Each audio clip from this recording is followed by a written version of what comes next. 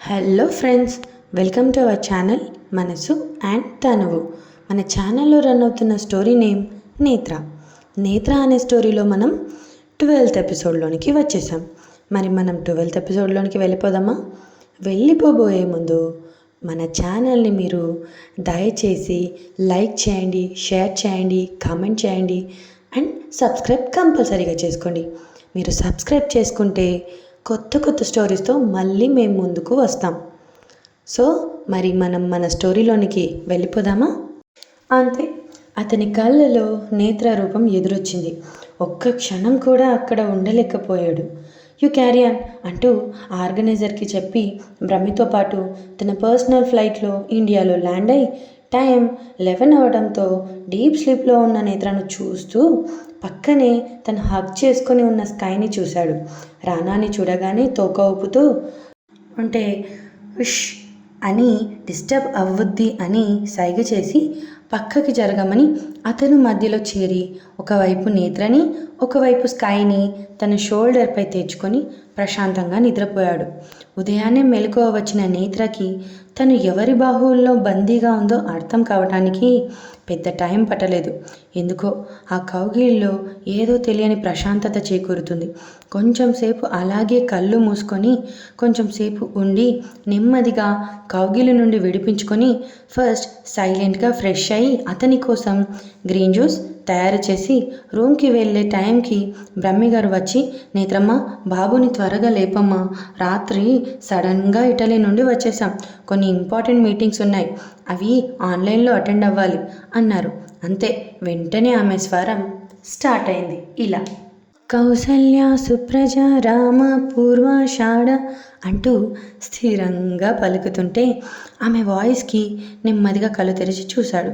ఎదురుగా అస్సలు మేకప్ అనేది లేని ఆమె మోము ఇంకా అందంగా ఊరిస్తుంటే వెంటనే ఆమెను హత్తుకొని, I want to wake up every morning like this అన్నాడు.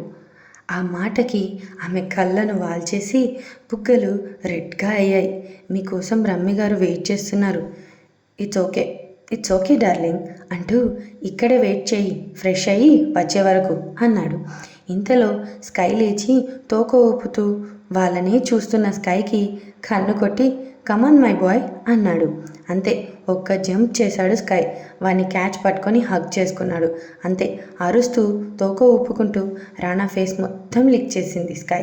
వాళ్ళ మాటలు వింటున్న నేత్రకి అక్కడ ఏం జరుగుతుందో ఈజీగా అర్థమయ్యి వాళ్ళ రిలేషన్కి చాలా హ్యాపీగా అనిపించింది. తర్వాత బలవంతంగా స్కైని దించి, మంగమ్మ, స్కైని వాకింగ్కి తీసుకువెళ్ళు అని చెప్పి అతను ఫ్రెష్ అవ్వడానికి వెళ్ళాడు. అతను ఇన్స్ట్రక్షన్ ఫాలో అవుతూ అక్కడే ఉంది నేత్ర. రానా ఫ్రెష్ అయ్యి వచ్చేసరికి అతనికి ప్యాంట్ తీసి పెట్టింది. ఫ్రెష్ అయ్యి వచ్చి ఆమె పెట్టిన ప్యాంట్ వేసుకొని, ఏంటి ఈరోజు షర్ట్లెస్గా ఉండనా అన్నాడు. కాదు, మొన్న నా వల్ల మీ క్లాతింగ్పై అందరూ కమెంట్ చేశారు అంది. అది వాళ్ళ పిచ్చి, సో నాకు నో ప్రాబ్లం, అలా ఏం కాదు అంటూ ఆమెని అలాగే ఎత్తుకున్నాడు. అతను అప్పుడే ఫ్రెష్ అయ్యి రావటం వల్ల అతని బాడీ నుండి వచ్చే అరోమాకి ఆమెకి కళ్ళు వాలిపోతుంటే అతని తల నుండి నీటి బిందువులు ఆమె పెదాలు తాకాయి. అంతే, ఆమె ఒళ్ళు జలధరించింది.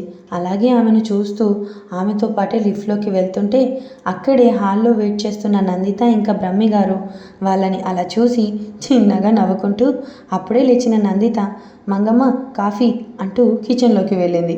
అలా లిఫ్ట్లో 3rd ఫ్లోర్కి చేరుకున్నాక ఆమెని కరెక్ట్గా తన రూమ్ బయట దించి ఆమె చేతిపైన తన చేయి వేసి నేత్ర వెనకాలే గాలి కూడా చొరబడకుండా నుంచొని ఆమె చేతిని సెన్సార్కి డివైస్ పైన పెట్టాడు. హ్యాండ్ ప్రింట్ రిజిస్టర్ అయింది. అలా డోర్ ఓపెన్ అవ్వగానే ఆమెని తీసుకొని గదిలోకి వెళ్ళాడు. యాజ్ యూజువల్ ఆమె వేసే ప్రతి అడుగు గుర్తుపెట్టుకుంటుంది. అలా బెడ్రూమ్లోకి వెళ్ళి ఆమెని ఒక కబోర్డ్ వైపు తిప్పి నించోపెడుతూ, ఇదే మన రూమ్ అంటూ ఆమె షోల్డర్ పైన ఉన్న అతని నీటి బిందువులను పెదవులతో తాకుతూ, ఇది మన కబోర్డ్ అన్నాడు.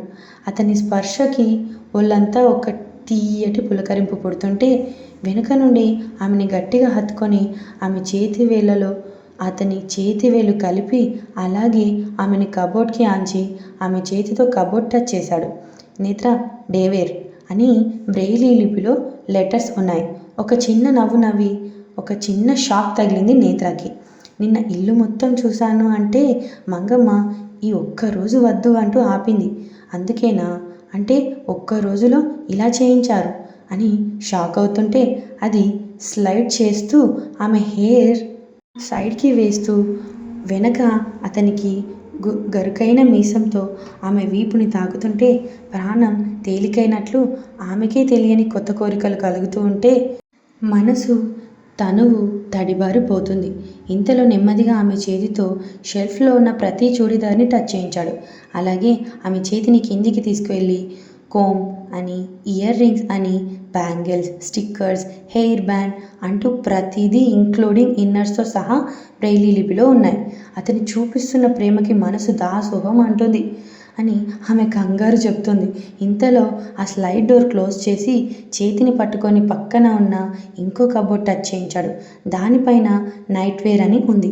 అది టచ్ చేస్తూ ఉంటే ఆమె చెవిలో ఓన్లీ మన బెడ్రూమ్లో మాత్రమే వేసుకొని నా కోసం ప్రతి రాత్రి వెయిట్ చేయాలి అన్నాడు.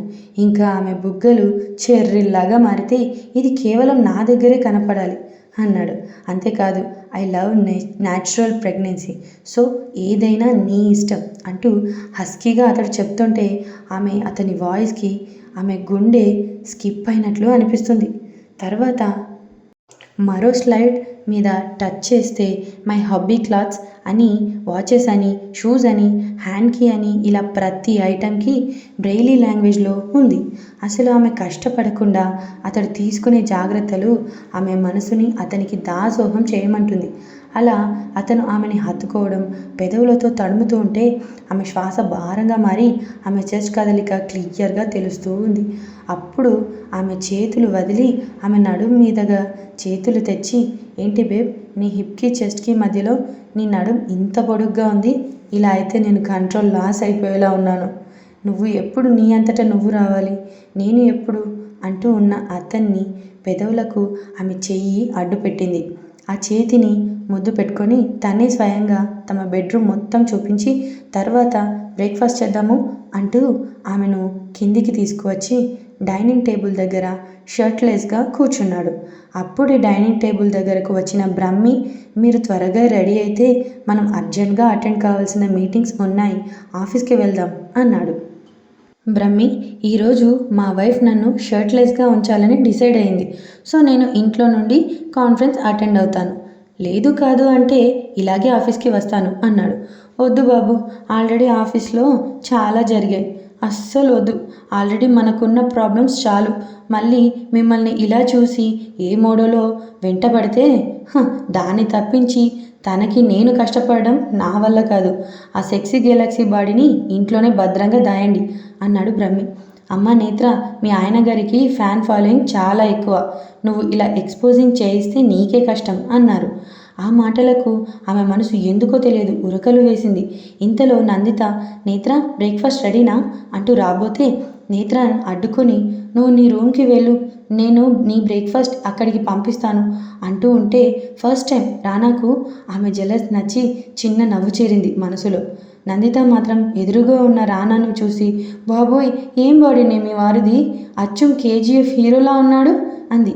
అంతే, నేత్ర నందిత నెత్తిన ఒక్కటిచ్చి నీకు అన్నయ్య వరుస అవుతారు అని చెప్పింది.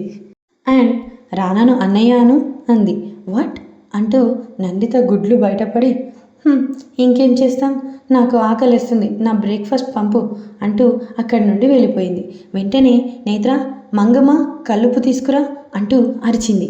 మంగమ్మ డబ్బా టేబుల్ మీద పెట్టగానే ఎడమ చేతిలోకి ఉప్పు తీసుకుని రానని కూర్చొని అంటూ అతని చుట్టూ 3 సార్లు తిప్పుతుంటే ఆమె చెస్ట్ రానా ఫేస్కి తగులుతుంటే, బేబ్ ఎక్కడెక్కడో ఏవేవో తగులుతున్నాయి, జాగ్రత్త అన్నాడు. అంతే, గుండెలపై ఇంకో చెయ్యి వేసుకొని అతనికి దిష్టి తీసి ఉమ్మండి అంది నేత్ర. ఏంటి బేబ్, నువ్వు సేమ్ మా సీతలా ఉన్నావు అన్నాడు. ఆ మాటకి మురిసిపోయింది నేత్ర. అలా రానా బ్రేక్ఫాస్ట్ కంప్లీట్ చేసుకొని సెకండ్ ఫ్లోర్లో ఆఫీస్ రూమ్లోకి వెళ్ళిపోయాడు. ఇంకా నేత్ర నందిత కూడా బ్రేక్ఫాస్ట్ కంప్లీట్ చేసి నేత్ర కాఫీ పెట్టి రానాకు ఇచ్చి నందితను థర్డ్ ఫ్లోర్లో తన బెడ్రూమ్కి తీసుకువెళ్ళి నందితను నాకు ఒక హెల్ప్ కావాలి అని అడిగింది. ఇది ఫ్రెండ్స్ ఈరోజుటి ఎపిసోడ్ మీకు నచ్చిందని అనుకుంటున్నాను. మరొక ఎపిసోడ్తో మళ్ళీ నేను మీ ముందుకు వస్తాను. అప్పటి వరకు మన ఛానల్ని లైక్ చేయండి, షేర్ చేయండి, కామెంట్ చేయండి, సబ్స్క్రైబ్ కంపల్సరీగా చేయండి. ఉంటాను. Bye friends.